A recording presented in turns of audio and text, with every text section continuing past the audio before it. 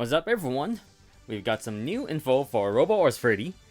So, I'm a little late to the party, but still, let's take a look at it and see what we have here. Okay, so in this update, this is what we will be looking at. So we will be looking at the battleship, a new original battleship, some new characters, and more info on the tactical area select. So first, let's look at the battleship. Here we have the original battleship, with the name being Dry Strainer, according to this article. Although, in the Japanese article, it's actually pronounced Dry Storega, which I guess translates to Dry Strainer. Oh no, not Dry Strainer, Dry Strager. And this difference in name, I'm assuming it's just Google Translate being Google Translate and it messed up. Regardless, let's take a look at the actual battleship and what it looks like. Here is the actual battleship. All we really know, based on this article, is that this ship, it's around 2 kilometers long, has multiple launch gate. It has a vertical launch gate, this thing here, at the top here. So this is used for super robots, or the bigger robots. So this attention to detail is kind of cool. It also has some fancy engine, and it uses some form of over technology, which means there are alien tech involved. And this point I will get back to in a little bit. Moving on to the 3 new characters. So the first one, it's Mitsuba. And she is the captain of the battleship, as you can see here. So this is what she looks like. And one thing of note is that she is voiced by Hayami Saori.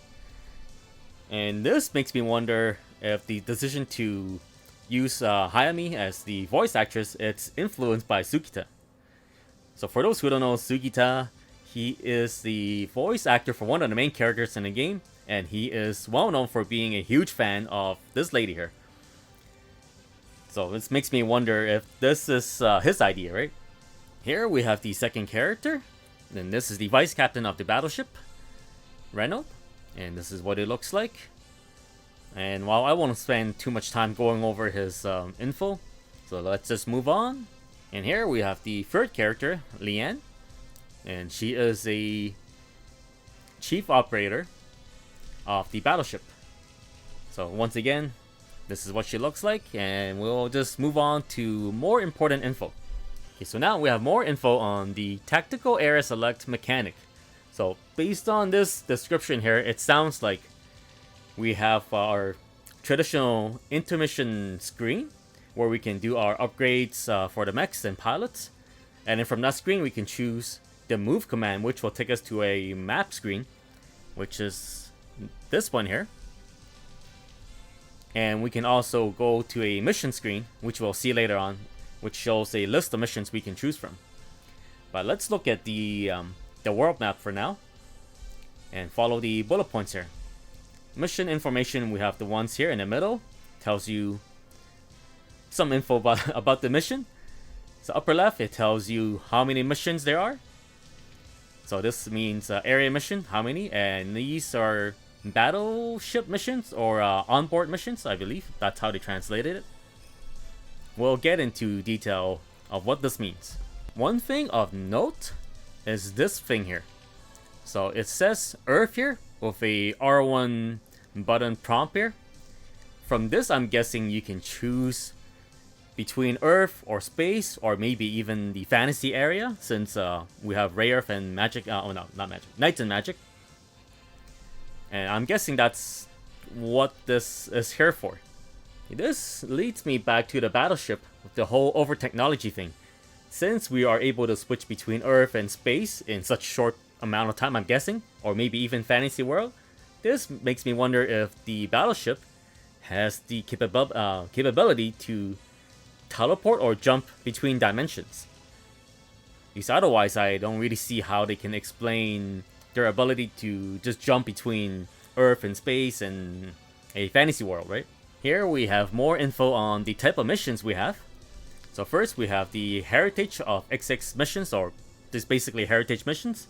So these, as it says, has nothing to do with the story, you just do them purely for power parts. And next one, Fairy Icon. So during the strategy phase or the regular intermission screen, it says sometimes you'll see a DVD notification.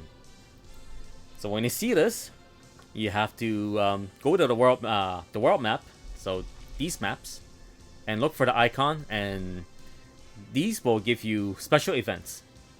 And also I should note that the heritage missions, it's not listed in the mission list, which you'll see in a sec. So you actually have to go find them on the map somewhere. How that works, I'm not too sure. Like, can we just randomly point at different place and find these heritage missions? Guess we'll find out. And lastly, we have the exclamation point icon. These are, as it says, patrol missions, which let you grind for experience. And I'm guessing money as well, because why wouldn't we, right? I'm assuming we can get money. Okay, next, we have the mission screen. So as I mentioned earlier, there is the screen that lists all the missions available. So this is it here. We can look at here, these. The C and B refers to the difficulty, and then the ones, any missions with a star to the side, means these will progress the story. And as for the difficulty, according to the article, it goes from C, B, A, and S. If we look at this again, going back to the screen, here, I'm guessing this refers to the power level, which actually I think I pointed this out in one of my previous videos. So this is the power level. And here, this refers to the power level of the enemies for this stage. Going further down, this tells you how many units you can send out. And this is which unit that you have to use for the stage. And this tells you the type of rewards you'll be getting. And this is just a description of what's happening in this stage. And also, at the top left over here, this is mission. Underneath here, it says conditions for unlocking. I'm guessing it means the requirements or conditions to unlock a stage. Looking at the top over here, it says area, so which means these are the missions available in this area.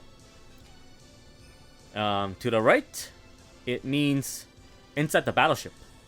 So this is referring to the battleship mission or the onboard mission, which I believe the article will talk about it in a sec. So here we have a more in-depth look at what these stands for. So credits is funds, as expected. PP is pilots, yes. And MXP, so mission experience points. So these are used to upgrade your battleship. And I'm sure this doesn't mean the actual stats of the battleship, but rather unlocking certain bonus for the ship. Kind of similar to what you can do in VXT with tag points, unlocking permanent bonus.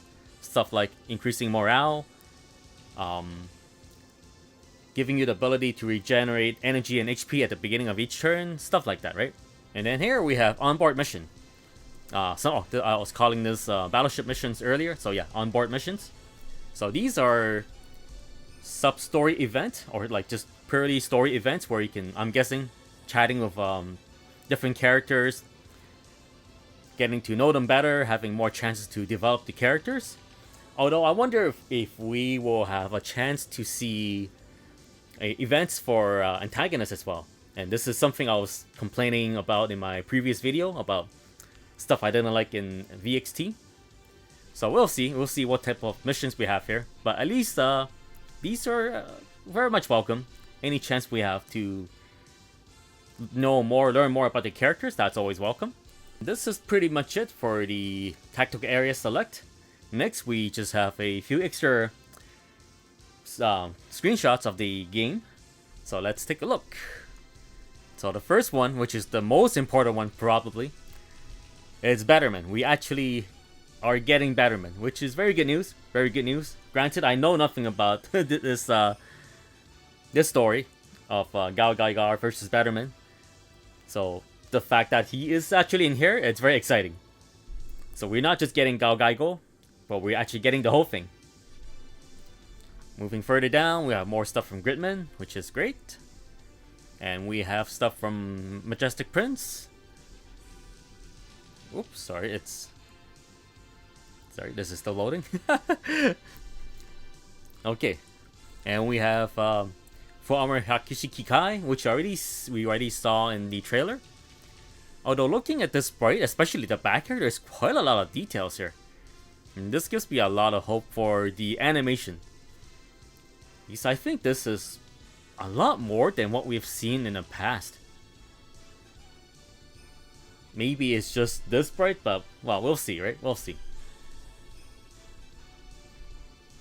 And we have more from Knights and Magic. More, well, we got the Guden from Gias, the Gias movie. And narrative, we're getting Shinanju Stein. So, which is always good news.